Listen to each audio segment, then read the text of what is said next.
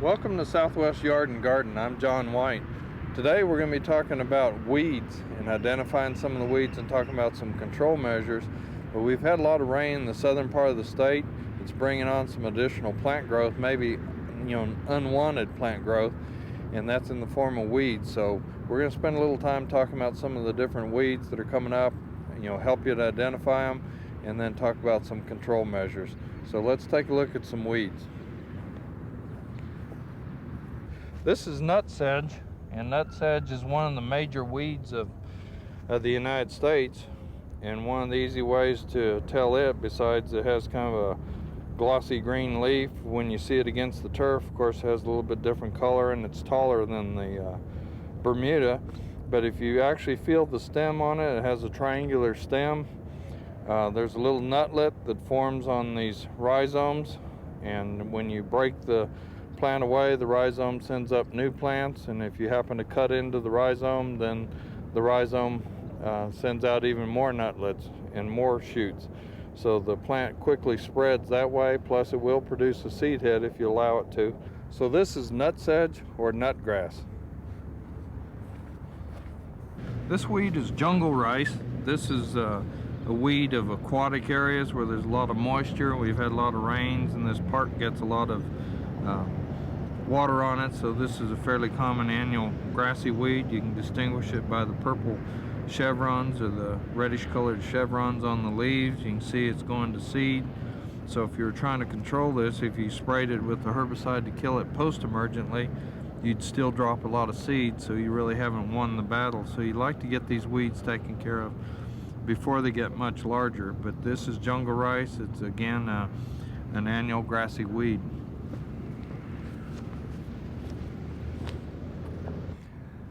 Another representative of a weed that comes up real heavily after a rain is the pigweeds. And the pigweeds, we have a couple different examples here. This one is a careless weed.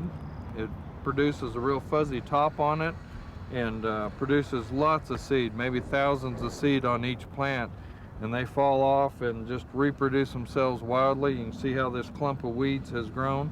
And this is all from maybe from one plant that has dropped seed. So we want to get the weeds controlled before they produce seed. So a broadleaf weed killer when these plants are real small, or a sharp hoe, since it's an annual, if you just chop it, you can get rid of it that way. Or you can use a broadleaf weed killer. But we do want to get them killed before they start producing a seed stalk on them. So these plants are a lot easier to kill when they're young. So again, this is pigweed. A major weed problem in the southern part of the state. A couple of the major weeds, at least in the southern part of the state, one is tumbleweed, Russian thistle. This is the one that will dry down and form the little round globe that blows around across the highways and the freeways in New Mexico, but this is what it looks like in its green state. You can see the little flowers on it. So that's a common annual weed problem in the southern part, and this is one that has become a major problem. This one is called Kochia, and Kochia is a annual weed, but can grow up to 5 or 6 feet tall, produces a stalk that's very, very woody. You almost need a axe to chop it down with, and the best time to control these is when they're much smaller than this. So when they're little babies coming out of the ground, that's when we want to control these. Use a broadleaf weed killer or a hoe, but again, tumbleweed and kochia. Now we're going to run to a nursery and take a look at some of the products that are available to you as a gardener. Now that we've looked at the weeds, we're going to look at some of the weed killers, some of the products that are used to kill weeds.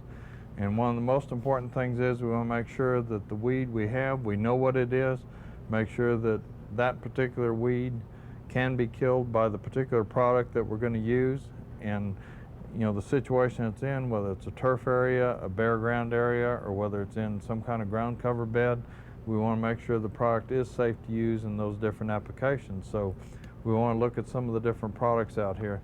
First one is probably a real popular name with home gardeners is Roundup. Roundup has a chemical in it called glyphosate, and glyphosate is a non-selective, so it kills anything that's green. Here we're looking at a product. This one's also a glyphosate material. It's in a ready to use. We also have some weed killers that go after certain grasses and some broadleaf weeds. The MSMA is a herbicide that's used a lot for some of our weedy annual grasses. Does a pretty good job on it. Sometimes can discolor some of our hybrid Bermuda yards, but a lot of that can be taken off with the first cutting. Looking at some of the others, we have, here's a broadleaf weed killer. This one has Trimec in it, so it's made up of 3 different types of herbicides, so they kill weeds in different ways. Whereas our MSMA was a grass killer, this one is a broadleaf weed killer. So it kills the broadleaf weeds. So if you have, say, dandelion in a Bermuda grass yard, you can spray the dandelion with this material and it'll kill that and not harm the Bermuda grass. So one of the important things when we're looking over a chemical shelf is to look at some of the different active ingredients and decide whether they can be used on a broadleaf weed or a grassy weed. This one is used for broadleaf weeds. If you read the back of the label, it'll tell you some of the precautions.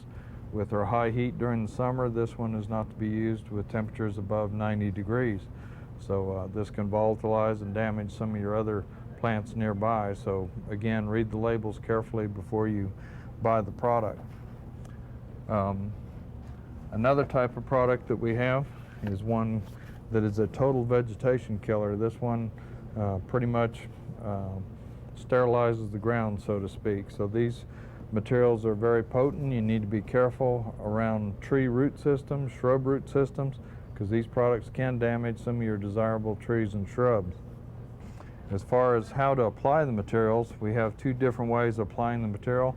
One as a hose-on sprayer. This hooks onto the end of your hose. You put the material inside the container here, has some marks on it. You fill it up to the level that it needs to be, and then you can turn the dial to set it to the tablespoons or teaspoons per gallon that you want to put out.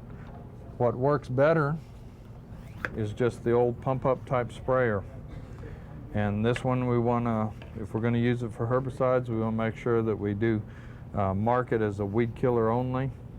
So when we mix it up, pressurize the container, and then when we go to spray, it will put out just a very fine mist or droplets that fall right on the weed. There's not a lot of excess water, so this is really a good way to put some of your weed killers out.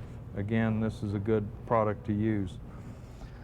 And if you do have further questions, you can call your local county extension office and they can help you with some more specific information on your particular area of the state.